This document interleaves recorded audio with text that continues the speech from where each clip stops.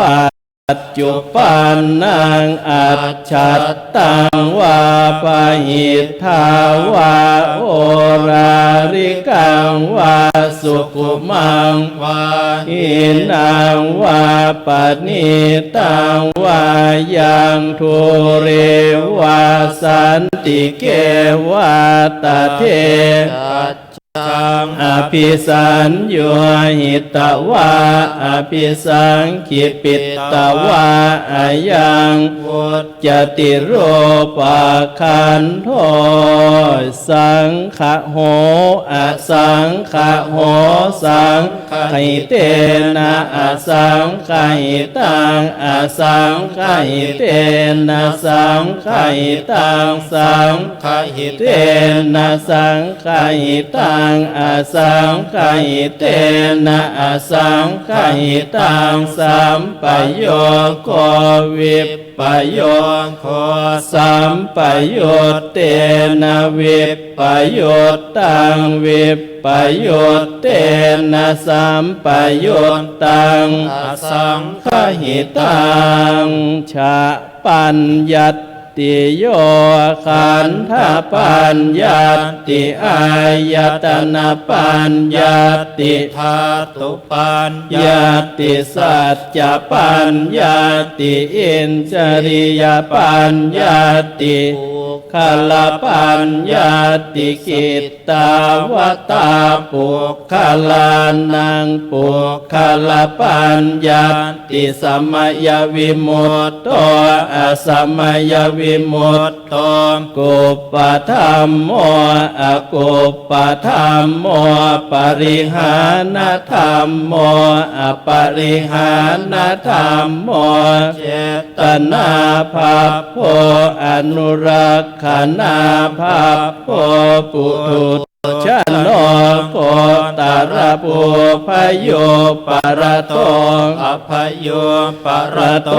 ภัพพาคมันโนอภัพพาคมันโนนิยโตอนิยโตปฏิปันนโกภะเลติโตอะระหะอะระหัตตายปฏิปันโนปุคคัลโลอุพัลลาภติสัจจิกัตถปรมัตเถนาติอามันตายโยสัจจิกัตโถปรมัตโถตโตโสปุคคัลโลอุพัลลาภติสัจจิกัตถปรมัตเถนาตินาเหวังวัตตเพอาชานาหินิคาหังหันจิปุคคะโลอุปลาภติสัจจิกัตถปรมัตเถนาตินวัตเรวัตตเพโยสัจจิกัตโถปรมัตโถตโตโสปุคคะโลอุปรามปฏิสัจจิกัตถปรมัตเถนาติมิจฉาเยเกจิกุศลธรรมาสัพเพเตกุศลโมลาเยวาปนกุศลโมลาสัพเพเตธรรมากุศลเยเกจิกุศลธรรมาสัพเพเตกุศลโมเลนะเอกโมลาเยวาปนกุศลโมเลนะเอกโมลาสัพเพเตธรรมากุศลาเหตุปัจจโยอารัมมณปัจจโยอธิปติปัจจโยอนันตรปัจจโยสมนันตรปัจจโย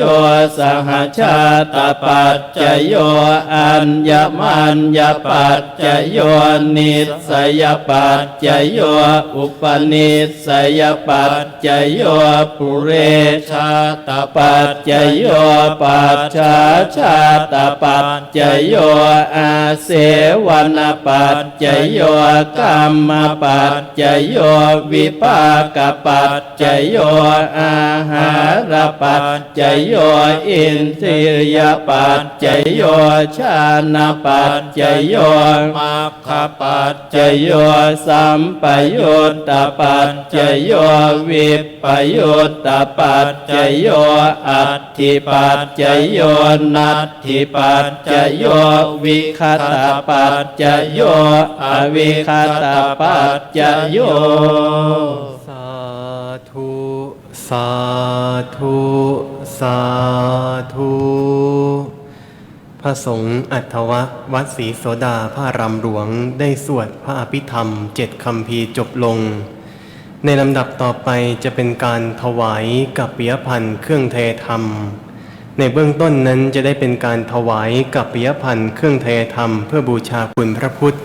ตามแบบประเพณีธรรมเนียมนิยมล้านนาไทยในโอกาสนี้จะได้กราบขออาราธนาท่านอาจารย์พระมหาชาญชัยธรรมเมธีปริญธรรม8 ประโยคได้น้อมถวายกัปปิยพันธ์เครื่องไทยธรรมบูชาคุณพระพุทธเบื้องหน้าโต๊ะหมู่บูชากราบขออาราธนานะครับ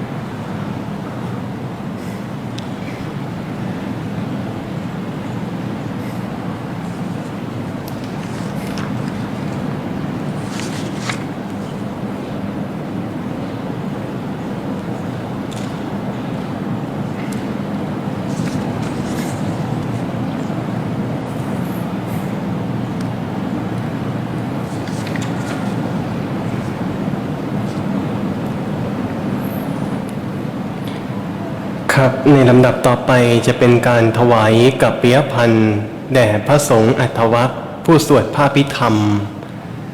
จะได้เจริญพรเรียนเชิญผู้แทนคณะท่านเจ้าภาพทั้ง8 ท่านอันมีรายนามดังต่อไปนี้ได้น้อมถวายกัปปิยพันธ์อันสมควรแก่สมณบริโภคแด่พระสงฆ์ผู้สวดพระอภิธรรมน้อมถวายพระสงฆ์รูปที่1กราบขออาราธนาท่านอาจารย์พระครูวรธรรมนาถน้อมถวายพระสงฆ์รูปที่2ขอเจริญพรเรียนเชิญแม่ชีสุภัตราร่วมสนิทวงศ์พระสงฆ์รูปที่3ขอเจริญพรเรียนเชิญแม่ชีสรัญญาง่านวิสุทธิพันธ์พระสงฆ์รูปที่4ขอเจริญพรเรียนเชิญแม่ชีพระทพรง่านวิสุทธิพันธ์พระสงฆ์รูปที่5ขอเจริญพรเรียนเชิญคุณณภัทรทองกำพลาพระสงฆ์รูปที่6ขอเจริญพรเรียนเชิญคุณวันสิทธิมนอำนวยพระสงฆ์รูปที่7ขอเจริญพรเรียนเชิญคุณนาตยาบงลำเจียกและพระสงฆ์รูปที่8ขอเจริญพรเรียนเชิญคุณพรชัยไขไพวันขอเจริญพรเรียนเชิญผู้แทนคณะท่านเจ้าภาพได้น้อมถวายกัปปิยพันธ์อันสมควรแก่สมณบริโภคแด่พระสงฆ์ผู้สวดพระอภิธรรมกราบขออาราธนาและเจริญพรเรียนเชิญนะครับ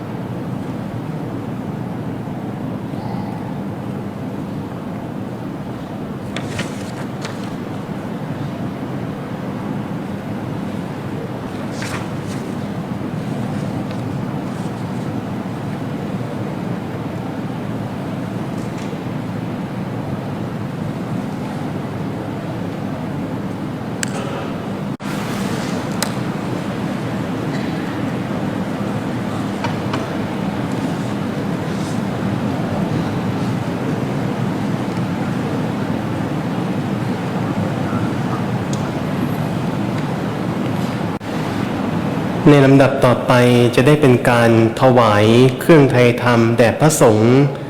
ในพิธีทั้ง8รูปในโอกาสนี้จะได้ขอเจริญพรเรียนเชิญผู้แทนคณะท่านเจ้าภาพทั้ง8ท่านอันมีรายนามดังต่อไปนี้ได้น้อมถวายเครื่องไทยธรรมแด่พระสงฆ์ในพิธีน้อมถวายพระสงฆ์รูปที่หนึ่งขอเจริญพรเรียนเชิญคุณสดชื่น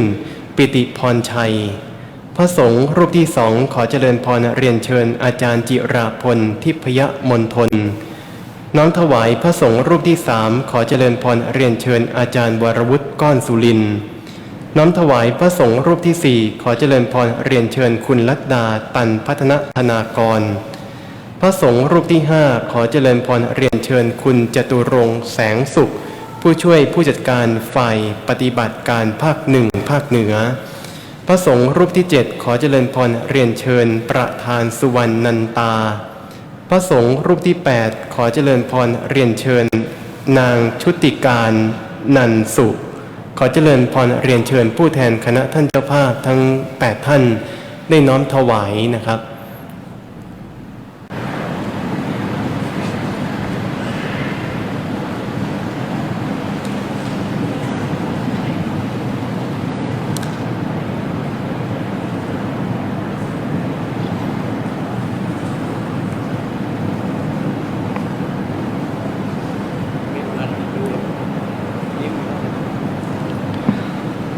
ขอเจริญพรเรียนเชิญคุณพงษ์ทิวากิษณพันธ์ได้น้อมถวายพระสงฆ์รูปที่8นะครับผม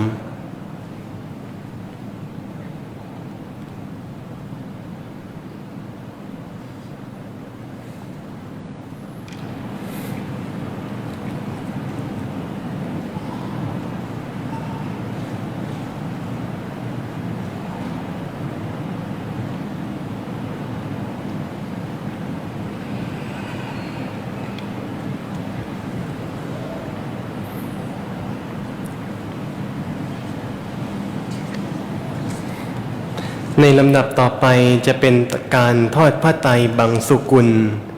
สามเณรเจ้าพนักงานวัดพระธาตุศรียมทองวรวิหารจะได้เทียบผ้าไตรบังสุกุลในแนวนอนกราบขออาราธนาและเจริญพรเรียนเชิญผู้แทนคณะท่านเจ้าภาพได้ทอดผ้าไตรบังสุกุลในแนวขวางบนผ้าภูษายงสีเหลืองซึ่งในวันนี้นั้นจะได้มีการทอดผ้าไตรบังสุกุล2 รอบด้วยกันเนื่องจากคณะท่านเจ้าภาพนั้นมีจำนวนมากแจ้งความประสงค์มาในค่ำของคืนวันนี้เป็นจำนวนมากขออนุญาตย้ำอีกครั้งว่าพระสงฆ์และสามเณรเจ้าพนักงานจะได้เทียบผ้าไตร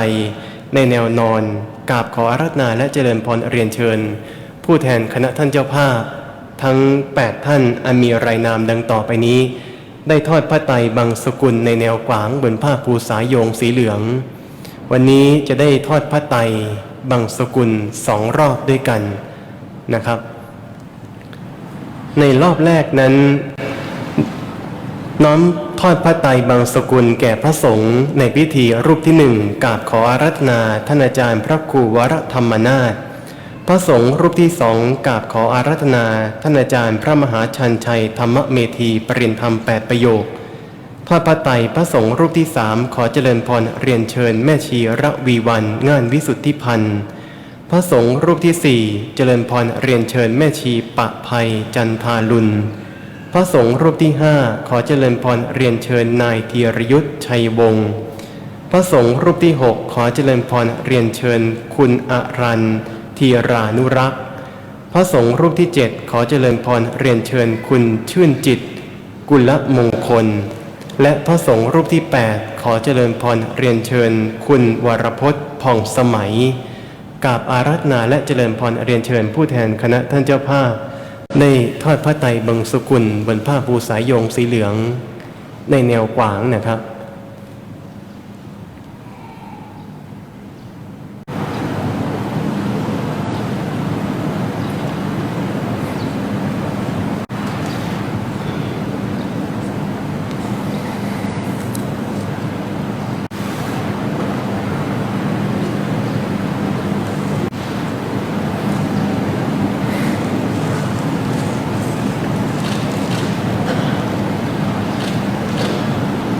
ค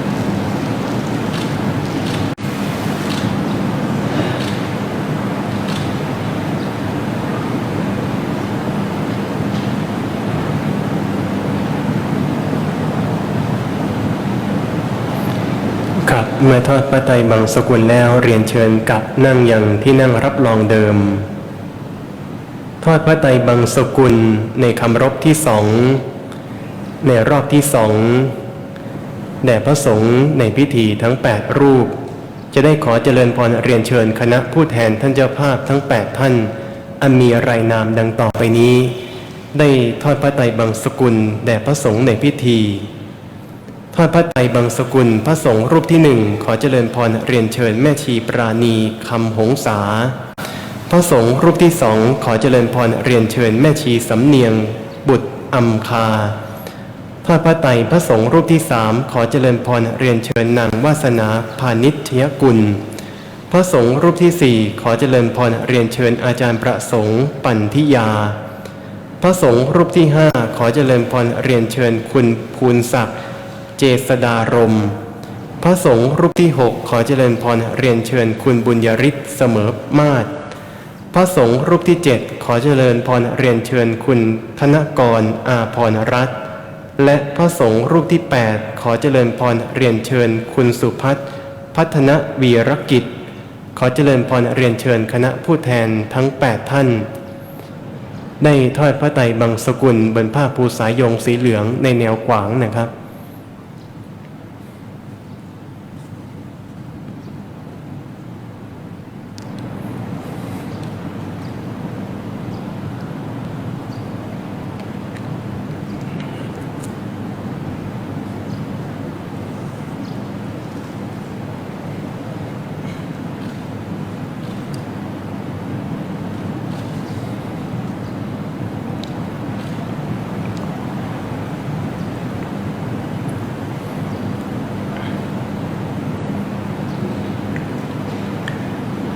เมื่อทอดพระไตรบังสกุลเสร็จเป็นที่เรียบร้อยแล้วเรียนเชิญทุกท่านกลับนั่งยังเก้าอี้รับรองเดิมพระสงฆ์ทั้งนั้นในพิธีจะได้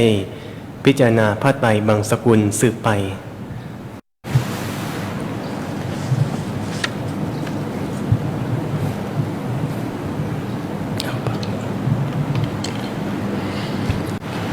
จับด้านซ้าย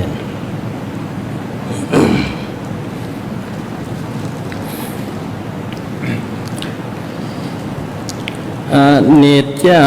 วัตสังขาราอุปาทวยธรรมิโน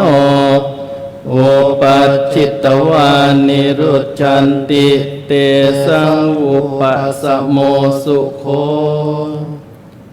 เฉลิมพรเรียนเชิญทุกท่านตั้งใจกรวดน้ำรับพร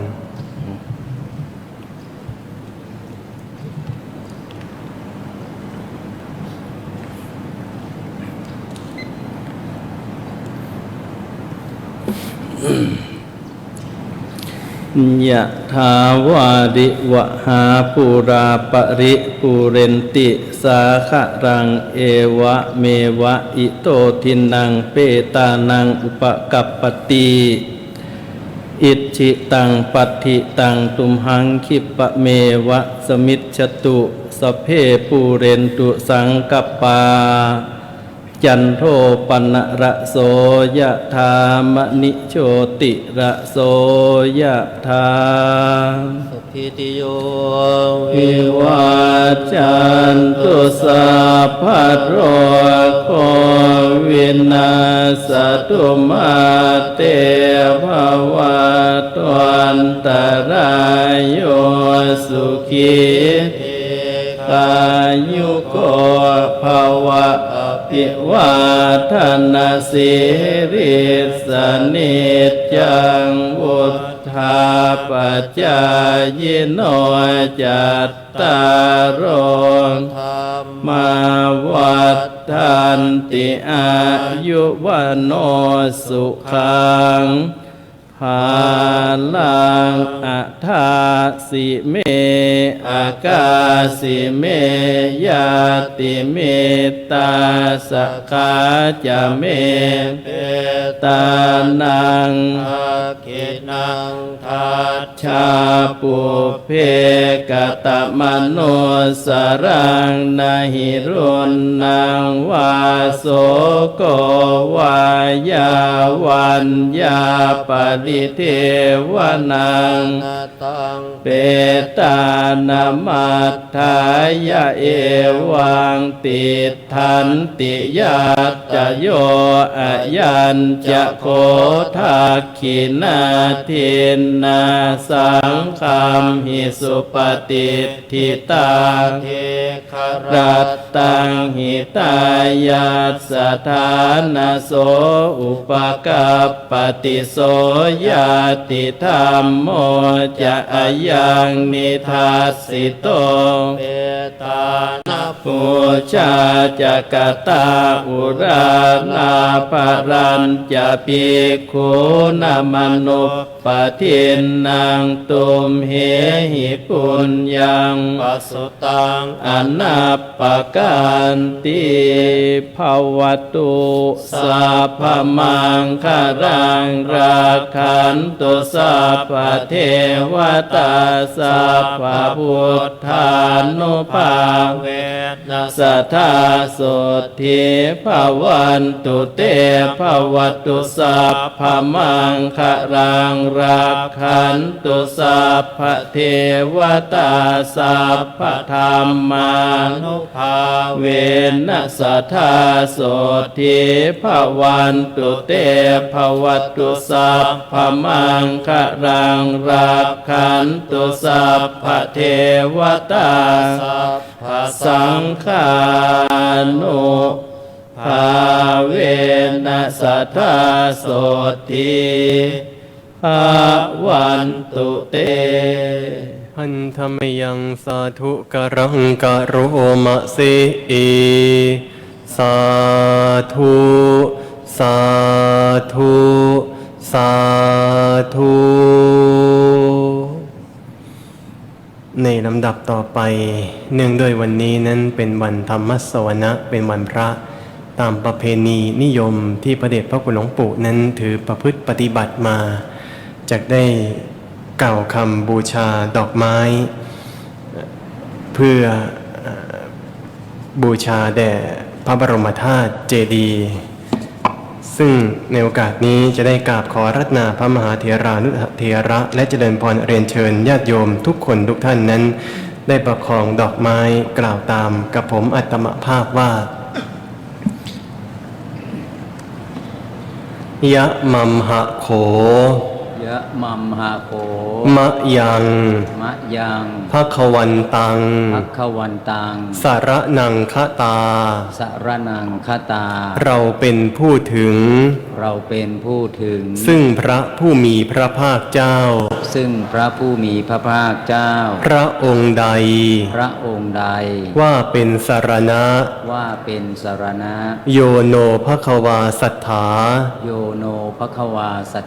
พระผู้มีพระภาคเจ้า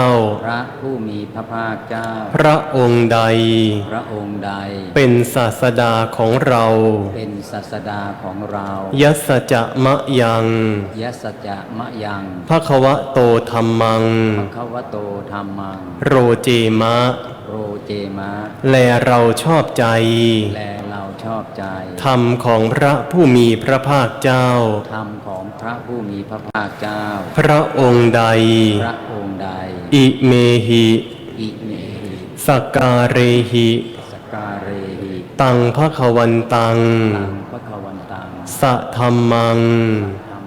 สะสังฆังอภิปูชยามะ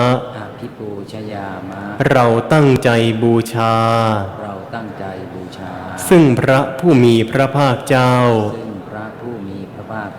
พระองค์นั้นพร้อมทั้งพระธรรมพร้อมทั้งพระสงฆ์ด้วยเครื่องสักการะทั้งหลายเหล่านี้อิมินาสักการะตังพุทธังอภิปูชยามะ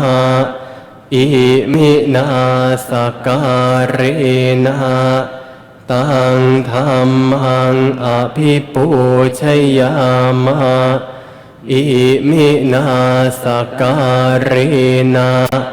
ตังสังฆังอภิปูชยามะ อะระหังสัมมาสัมพุทโธภะคะวาพุทธังภะคะวันตังอภิวาเทมิสวากขาโตภะคะวะตาธัมโมธัมมังนามัสสามิสุปฏิปันโนภะคะวะโตสาวกสังโฆสังฆังนะมามิหันธรรมยังพุทธสสะภะคะวะโตปุปภาคันธมการังกะโรมะเสนะโมตัสสะภะคะวะโตอะระหะโตสัมมาสัมพุทธัสสะนะโมตัสสะภะคะวะโตอะระหะโตสัมมาสัมพุทธัสสะนะโมตัสสะภะคะวะโตอะระหะโตสัมมาสัมพุทธัสสะหันธรรมยังพุทธานุสตินะยังกะโรมะเสอิติปิโสภะคะวะอะระหังสัมมาสัมพุทโธวิชชาจารณะสัมปันโนสุขโตโลกาวิทูอนุตตรปุริสธรรมมาสารทิสัทธาทิวามนุษย์สานังพุทโธ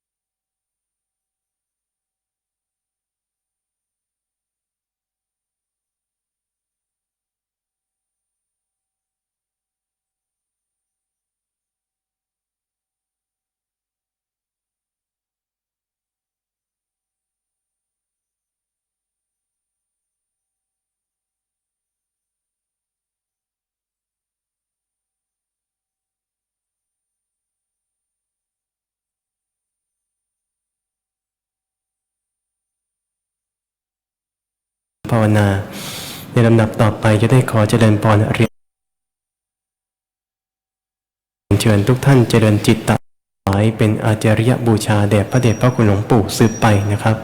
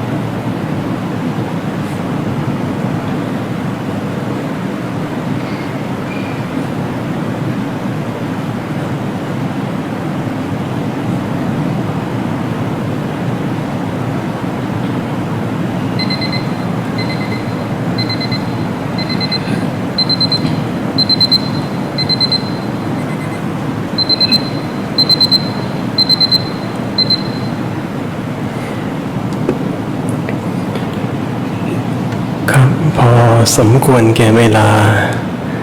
เจริญพรเรียนเชิญทุกท่านได้คลายจิตออกจากสมาธิกล่าวคำกรวดน้ำแบบพื้นเมืองล้านนาไทยอิทังทานากรรมังนิปานาปัจจยโยโหตุโนนิจังอิตังศีลังกรรมังนิพานาปัจจยโยโหตุโนนิจังอิตังภาวนากรรมังนิพานาปัจจยโยโหตุโนนิจังยังกินจิกุสาลังกาตาปังกัมมังสัพเพหิกาเตหิกาตังปุญญังโนอ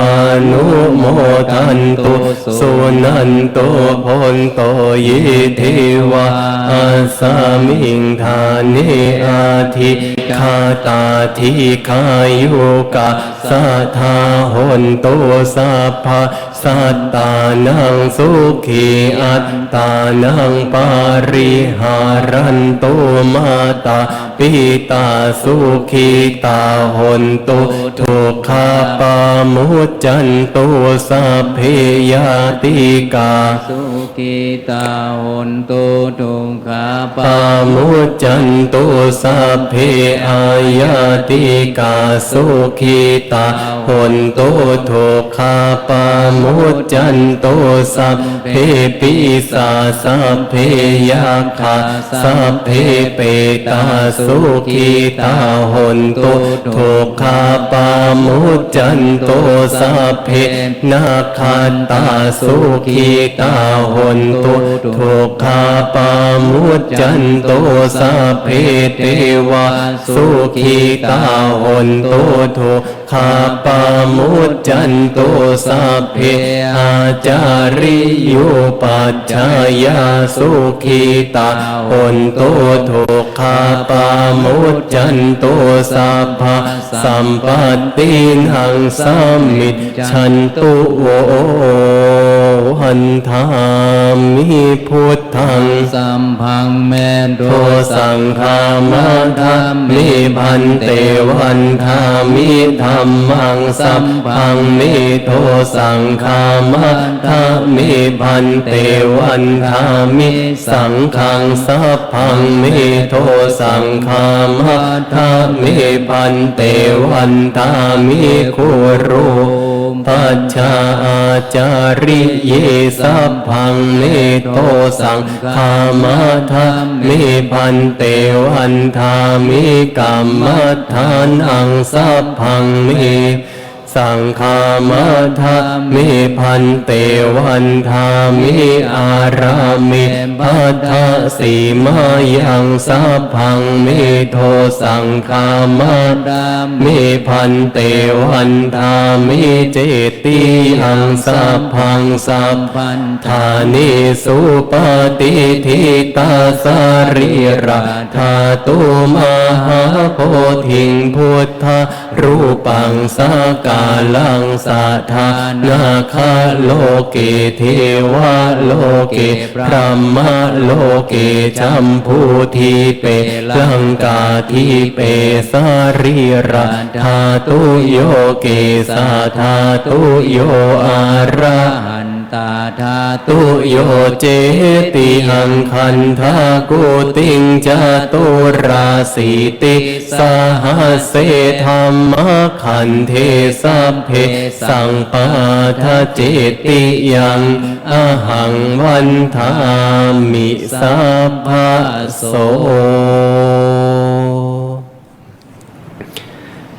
ในกราบอาราธนาและเจริญพรเรียนเชิญทุกท่านได้ขับบทสิริมังคละมหาเถราพิตุติคาถา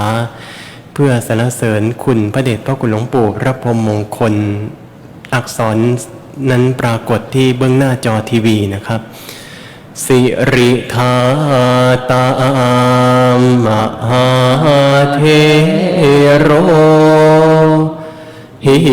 ริโกสิริมังคโลมังคโล